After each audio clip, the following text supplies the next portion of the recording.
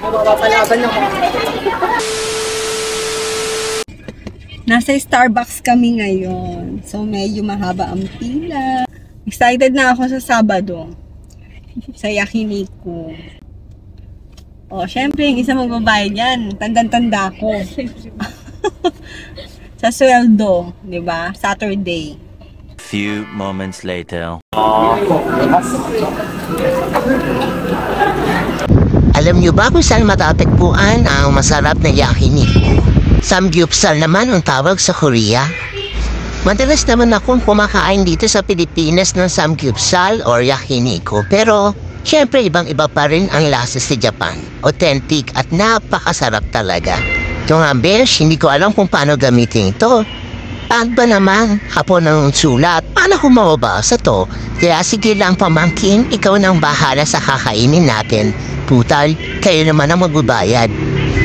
Siyempre bago ang lahat, magsalin muna tayo ng toyo sa platito natin para sa sausawan natin. Tapos pagkasalin ng sausawan sa kanya ng aking pamangkin sa kanyang asawa naman para sweet, diba? Ito na nga besh, masama ang tingin ko sa robot na to.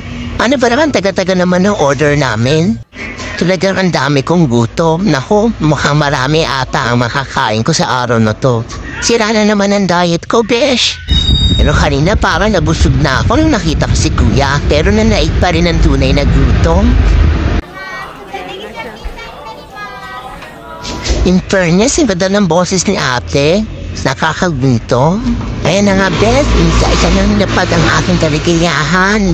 Sobrang nakakapakam talaga. Puro beef yan. Hindi kami ata umorder ng baboy. Ewan ko ba, diba parang nakakasawa ang palaging baboy. So kahit paminsan-minsan, good naman lahat ang in-orderin para talagang sulit na sulit ang pagbisita dito sa Unlimited Yakiniku. O diba, yung dalawang mag-asawa ang magluluto or mag-iihaw. Sila nang bahala basta ako dito waiting lang. Sige lang, okay lang ako dito manood sa inyo. Hintayin ko na lang na maluto ang niluluto nyo. Kita nyo naman mga besh, ang pula-pula, talaga siguradong fresh na fresh, parang ako. Ang neat na ito.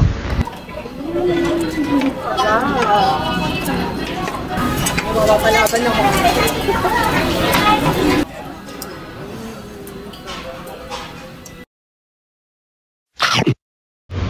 Lala, nako, parang nakita ko na si San Pedro sa sobrang sarap. Grabe mga besh. Parang gusto ko ulitin, parang gusto ko ulit pumunta ng Japan para makatikman ulit ang original at authentic na yakiniku. Alam besh, walang hupay sila sa pag-iihaw. Habang ako dito, nasab-nasab lang. Heaven talaga mga beshi. Itong video nito, January 2023 pa. Ngayon na, kasi ako nag-upload. Sobrang busy ko sa work. Diba, walang pahinga.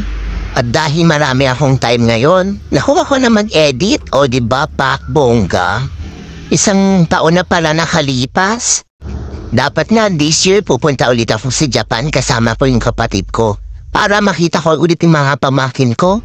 Mga pamangkin ko talaga nakatira na si Japan. Simula nang maliit pa sila. Ngayon nasasabik akong makita ang aking apo. Apo sa pamangkin. Yung kauna-unahang apo ko ngayon, my gosh, I'm so tender ever after na. Pero hindi muna ako pupunta ngayon sa Japan kasi last year 3 beses akong pumunta, diba? Simut ang aking pera, so maanda na. At piling ko wala na rin naman akong gagawin doon. Kasi pag pumupunta ako sa Japan, sinasabay ko sa business trip. So ngayon naman, wala naman akong gagawin. Kasabanga. Kasabanga yung meat. Mawawala ba ang panghimagas? Siyempre, kailangan nandito yung cake sa ice cream para kumpleto ang barkada, di ba? Sobrang sarap nito mga besh. Nakakita nga si Yesha, yung pamangkin ko. Diba, kahit kumakain ng masasarap at mga dessert na talagang sobrang tamis, hindi tumataba. Unlike sa mga kagaya natin na talagang tabain na dahil majonda and thunder. Oh, lala! Yan ang beef! Grabe, talagang natutunaw sa bibig. Teka, beef ba yan or fork? Mas masarap daw to sa may egg. Alam talaga nag-vlog eh. Ayan. Mas masarap daw yan.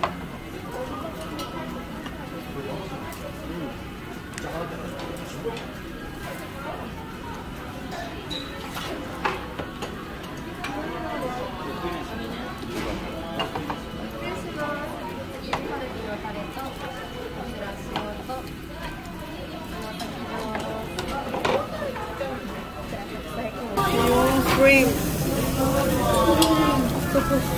and octopus.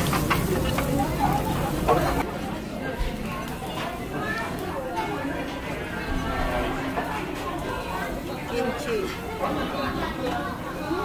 Ito na nga magbabayad ng aking pamangkin. Dahil libre niya kami sa araw na yan. Busog na busog kami.